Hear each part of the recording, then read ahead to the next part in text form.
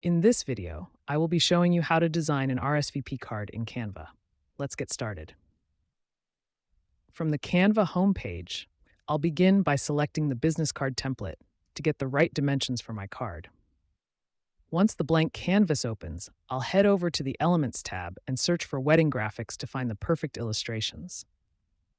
I'll browse through the results and select a beautiful illustration of a bride and groom, then place it on the left side of my design. I can look through the magic recommendations to find similar styles, like this one of a couple from behind, which I'll add as well.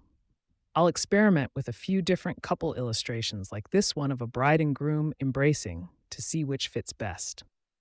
After trying out a few options, I'll settle on a simple, elegant bride and groom graphic.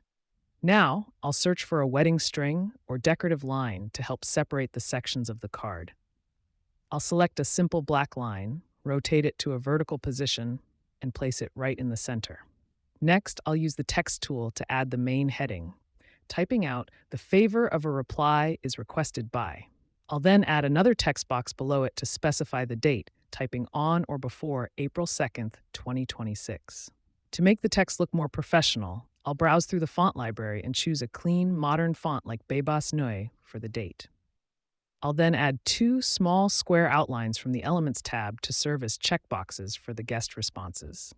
Next to the first box, I'll type "joyfully accepts" and choose a playful, handwritten font like Schoolbell to give it a personal touch. I'll duplicate that text for the second box and change it to "regretfully declines," then align both perfectly with the checkboxes.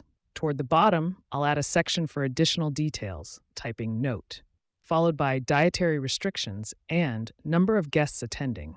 To finish the design, I'll add a few horizontal lines for guests to write their information and adjust the fonts one last time to ensure everything looks cohesive and elegant.